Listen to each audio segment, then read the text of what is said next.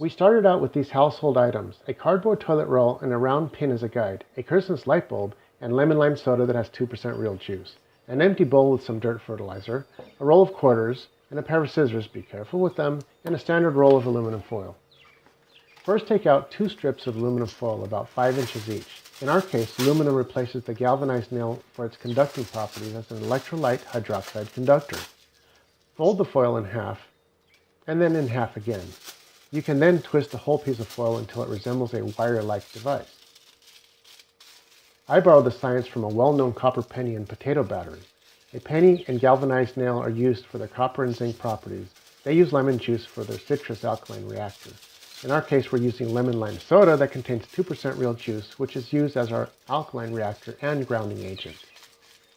Next, take the cardboard roll and cut it down the middle with your scissors. Place the toilet roll pin inside the cardboard roll.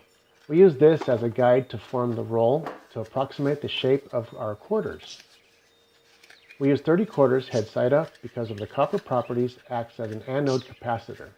Our AC household current works off 60 cycles a second, but since we're making a DC cell, we can cut that in half, called trunking, and get the same results. Tape it all together just tight enough to slip out the roll pin. Now we want to introduce our electrolyte hydroxide conductor, otherwise known as aluminum foil wires. Fold the ends about an inch to create a conducting buffer zone and insert it into the cardboard sleeve. You'll want to fold the ends of the cardboard about 2 or 3 times to keep everything together and put some tape over the whole thing to secure the wires. We studied the copper properties in a current penny at only 81% copper, as opposed to the current quarter, which possesses 89% copper. Quarters possess more copper than pennies and last much longer in our experiment.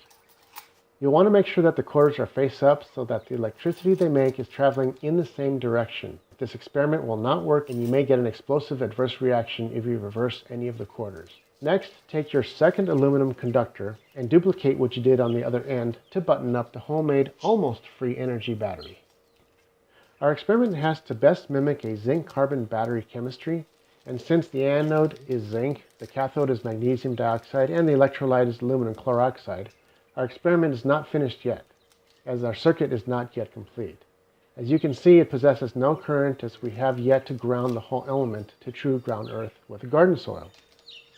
You'll want to use the darker kind of gardening pot soil, as its mineral content is much higher than standard dirt. Pour about an inch of soil into your bowl transformer case so that your homemade battery pack doesn't touch anything and you don't get shocked. Place your homemade element into the bottom of the bowl and cover it up with about another 2 inches of dirt. You'll want to even off the top so that you don't get any electrical transforming spikes.